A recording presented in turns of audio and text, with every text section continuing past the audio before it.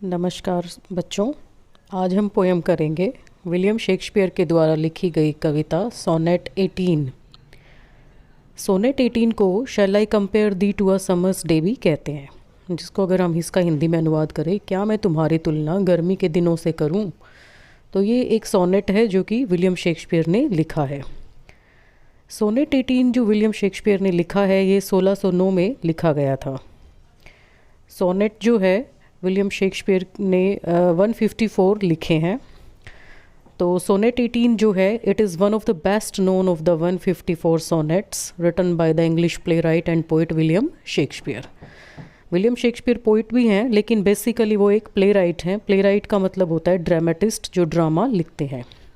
तो William Shakespeare को basically dramatist के तौर पर जाना जाता है। अब हम जानते हैं विलियम शेक्सपियर के बारे में about the poet. William Shakespeare, इनका टाइम पीरियड है 1564 से 1616, was a well known play right and poet of the Elizabethan age. बहुत ही जाने माने ड्रामेटिस्ट हैं, ड्रामा लिखने वाले हैं और पोइट भी हैं एलिजाबेथन एज के। एलिजाबेथन एज जब क्वीन एलिजाबेथ का राज्य था, तो जो इंग्लिश साहित्य है उसको एजेस के हिसाब से बांटा गया है, या तो राजा रानी के हिसाब से, या फिर जो उस समय राज्य करते थे, या फिर उस समय के जो प्रोमिनेंट कवि थे उनके हिसाब से। उनका जन्म 1564 में स्ट्रैटफोर्ड अपॉन एवोन वार्विकशायर में हुआ था और इन्होंने लंदन को छोड़ दिया था फिर अपने करियर के लिए और थिएटर को ज्वाइन कर लिया था।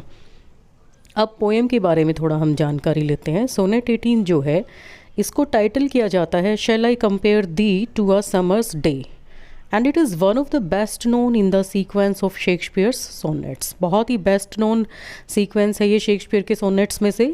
It is the first poem among the sonnets which explicitly does not encourage the fair youth to marry and have children and the first rhyme to pay tribute to the beauty. ये जो है पहली poem है सभी sonnets में से Shakespeare की, जो कि फेयर यूथ को सिर्फ़ और सिर्फ यही एंकरेज नहीं करती है कि वो सिर्फ शादी करें और बच्चे पैदा करें, बल्कि ये एक उनकी बहुत ही फाइन सी राइम है जो कि एक श्रद्धांजलि है सुंदरता की तरफ। The poet relies on his poetic powers to immortalise the qualities of the fair youth.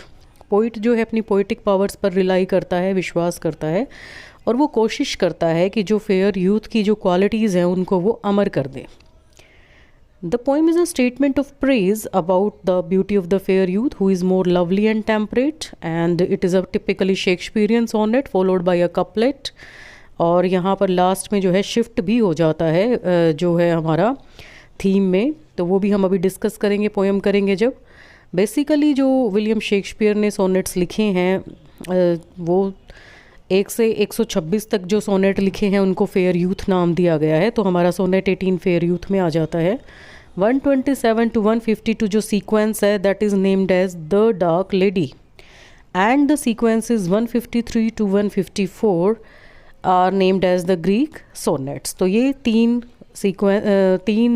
भागों में बांटा गया है शेक्सपियर के सोनेट्स को, fair youth, the dark lady, the Greek sonnets. अब हम करते हैं rhyme scheme of the sonnet 18। Rhyme scheme करने के लिए हमें क्या करना होता है कि हमें हर लाइन के जो लास्ट वर्ड्स होते हैं पोएम के उनको देखना होता है। जैसे कि हम नंबरिंग भी कर सकते हैं, 1 2 3 4 5 6 7 8 लाइन्स की नंबरिंग हम कर लेंगे और फिर जब हम लास्ट वर्ड पढ़ेंगे किसी भी पोएम की लाइन्स का, तो हमें उन लास्ट वर्ड को देखना है कि ये राइम कर रहे हैं कि नहीं आपस में, और हम उसको ABCD के सीक्वेंस से मार्क करते जाएंगे। जैसा कि इसमें हम देखते हैं समर्स डे टेम्परेट, डे और टेम्परेट राइमिंग नहीं है, डे को हमने A मार्क कर दिया है क्योंकि टेम्परेट डे से राइमिंग नहीं है, तो इसको हम B मार्क कर देंगे। डे की तरह राइमिंग है डे में, day and May are rhyming, that's why day and May are marked as A। Temperate date, these both are sounding same, that means they are rhyming, that's why these are marked as B. So this is one quatrain and the rhyming scheme of this quatrain is AB AB. Let us move to the next line. The last word of this line is shines and dimmed. Shines जो है वो day या temperate से भी rhyme नहीं कर रहा है, तो इसको हमने C मार्क कर दिया है। और फिर है डिम्ड। डिम्ड जो है वो ए बी सी से किसी से भी राइम नहीं कर रहा है तो हमने इसको डी मार्क कर दिया। शाइन्स, डिक्लाइंस, ये राइमिंग है, C C. Dimmed, untrimmed, D D. ये सेकंड क्वार्टरेन हो गया है हमारा। क्वार्टरेन मतलब 4 लाइनों का समूह। Next quatrain is fade. Fade जो है वो किसी से राइमिंग नहीं कर रहा है, डे से, टेम्परेट से, शाइन से, डिम्ड से। फेड, शेड राइमिंग है तो ई ई, ओवेस्ट, ग्रोवेस्ट, एफ एफ, क्योंकि ये दोनों आपस में राइमिंग है। फिर हम मूव करते हैं नेक्स्ट 2 लाइन्स पर, जो कि हमारी लास्ट 2 लाइन्स है। इसको हम कपलेट कहेंगे। कपलेट होता है दोहा, 2 लाइनों का समूह। See thee, these both are rhyming, that's why we are giving them name G G, क्योंकि सी दी जो है day, temperate, shines, dimmed, untrimmed, fade, owest, shade किसी से भी राइम नहीं कर रहा है तो हम इसको अल्फ़ाबेट्स के अगले सीक्वेंस से जो है इसको हम मार्क कर देंगे। तो हमारी इस पर्टिकुलर शेक्सपियरियन सोनेट है ये हमारा, इसमें हमारे 3 क्वार्टरेन्स हो गए हैं। A B first quatrain, C D second quatrain, E F third quatrain and G is the couplet. Couplet दोहा होता है और दोहा जो है वो पूरी की पूरी बाकी पोएम को कंक्लूड करता है। वो सारा का सारा हमें एक तरह से सम अप कर देता है कि ये पोएम क्या कहना चाह रही है और किस बारे में है। तो अब जानते हैं हम कि सोनेट होता क्या है। A sonnet is a 14 line poem written in iambic pentameter. The word sonnet had been derived from the Italian sonetto, which means a little sound or song. Sonnet क्या होती है? एक 14 लाइनों की कविता होती है और सोनेट को जो है इटालियन वर्ड सोनेटो से लिया गया था, जिसका मतलब होता है छोटी सी एक साउंड या एक छोटा सा गाना।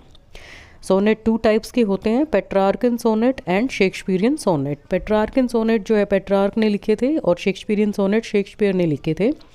तो पेट्रार्कन सोनेट की बेसिकली क्या पहचान होती है? It has a rhyming octave A B B A and a rhyming sestet C D. Shakespearean sonnet इसकी जगह क्या है? इसमें 3 क्वार्टरेन्स होंगे और एक कपलेट होगा, जैसा कि हमने अभी सोनेट 18 में देखा। और राइम स्कीम होगी A B C D E F जी।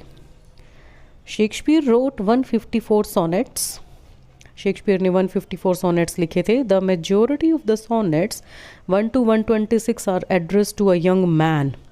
1 से 126 जो सोनेट हैं वो एक यंग मैन को एड्रेस किए गए थे। Whereas the sonnets 127 to 154 are addressed to the dark lady.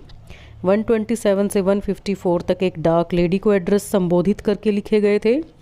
So sonnet 18 is almost universally accepted to be address to the young man.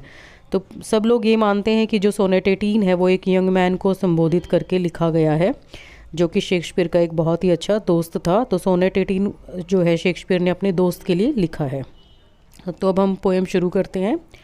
Sonnet 18। Shall I compare thee to a summer's day? Thou art more lovely and more temperate. Rough winds to shake the darling birds of May, and summer's lease hath all too short a date. तो sometime too hot the eye of heaven shines, and often of is his gold complexion dimmed, and every fair from fair sometime declines, by chance or nature's changing course untrimmed. अब यहाँ पर जो है poet कहता है कि shall I compare thee to a summer's day, क्या तुम्हारी तुलना एक गर्मी के दिन से करूँ? दी मतलब यू। गर्मी का दिन जो है दूसरे देशों में, जैसे कि ये इंग्लैंड की बात हो रही है, William Shakespeare belongs to England, तो वहाँ पर गर्मियों के दिन बड़े अच्छे माने जाते हैं। वहाँ बहुत ज़्यादा गर्मी नहीं होती है हमारी इंडिया की तरह, तो वो लोग वेट कर रहे होते हैं समर के दिन का। उनके लिए वो अच्छे दिन होते हैं कि वो सन के दर्शन करते हैं। तो वो अपने दोस्त को कहता है कि क्या मैं तुम्हारी तुलना एक गर्मी के दिन से करूं?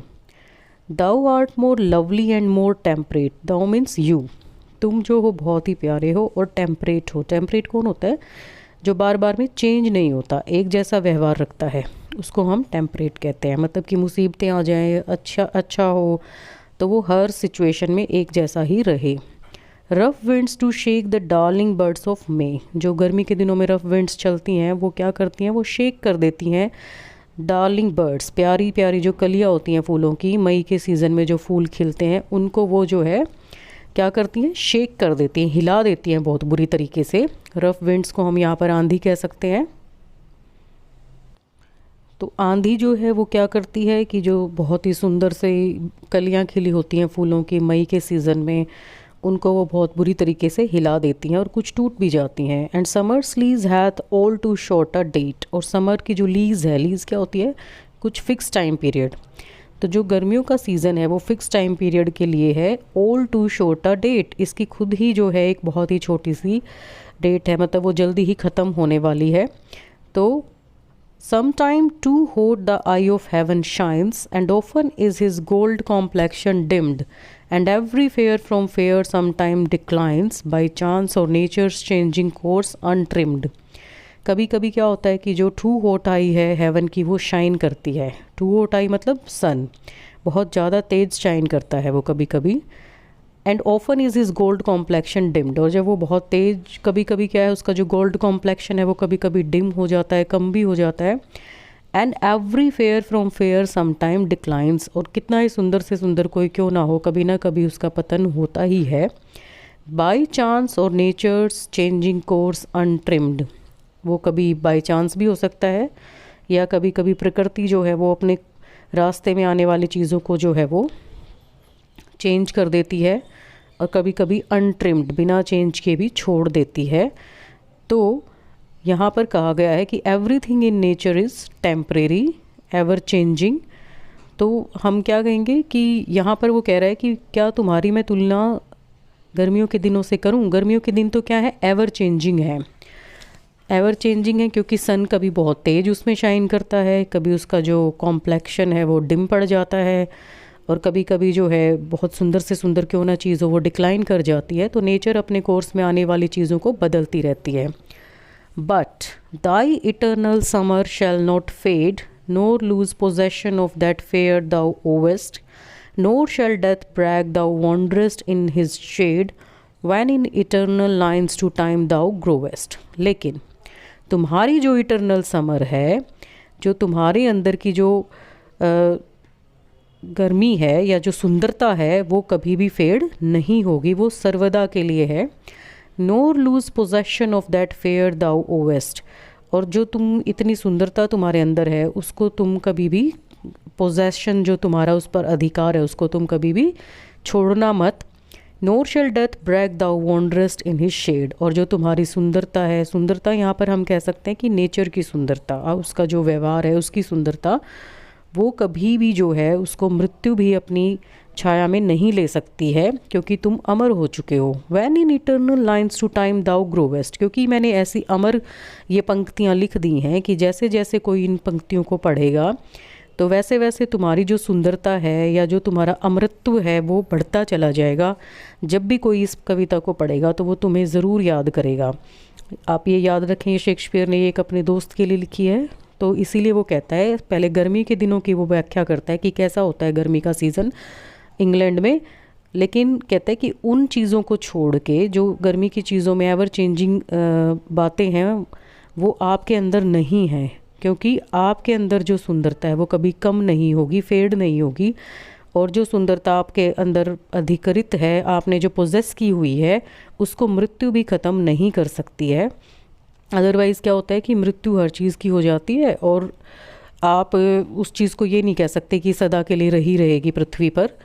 और साथ में कहता है कि आप कैसे जो है मृत्यु आपके ऊपर इस चीज़ को असर नहीं डाल सकती है, क्योंकि मैंने आपको अपनी पंक्तियों के द्वारा इस तरीके से लिख दिया है कि जब भी कोई इस कविता को पढ़ेगा तो वो आपको ज़रूर याद करेगा, और इस तरीके से आप इमोर्टल हो गए हो, आप अमर हो गए हो मेरी पंक्तियों के द्वारा। अमर कौन होता है? अमर का मतलब ये नहीं है कि उसका शरीर कभी नहीं मरेगा, अमर का मतलब होता है कि उसका नाम सदा याद किया जाएगा। जैसे कोई हमारे सोल्जर्स शहीद होते हैं तो उनको हम कहते हैं कि वो अमर हो गए हैं। अमर इसलिए हो गए हैं क्योंकि उनका नाम सदा जो है अच्छे काम के लिए याद किया जाता है। इसी प्रकार से जब भी कोई सोनेट 18 को shall I compare thee to summer's day को पढ़ेगा तो तब वो विलियम शेक्सपियर के दोस्त को हमेशा याद करेगा। तो इस तरीके से उसकी जो प्रकृति की जो उसकी नेचर है, उसके दोस्त की जो खूबसूरत व्यवहार है उसका, वो हमेशा जो है याद रखा जाएगा और वो शेक्सपियर की इन पंक्तियों के द्वारा अमर हो गया है, जो कि सोनेट 18 में उसने अपने दोस्त के बारे में लिखा है सब कुछ। फिर हमारा कपलेट आता है लास्ट में, दोहा, जो कि शेक्सपियर सोनेट की खासियत है कि जो लास्ट की 2 पंक्तियाँ होती हैं वो पूरी की पूरी पोएम को कंक्लूड करती हैं। So long as man can breathe और eyes can see, so long lives this and this gives life to thee. जब तक कोई भी इस पृथ्वी पर जीवन है, जब तक इंसान सांस लेते रहेंगे या उनकी आंखें देख सकती हैं, सो लॉन्ग लिव्स दिस, तब तक ये कविता भी रहेगी, and this gives life to thee, और जब जब इस कविता को कोई पढ़ेगा तो तब तब वो तुम्हें याद करेगा, और इस तरीके से वो तुम्हें याद करेगा तो तुम अमर हो जाओगे। तो तुम मेरी इस कविता के द्वारा अमर हो गए हो।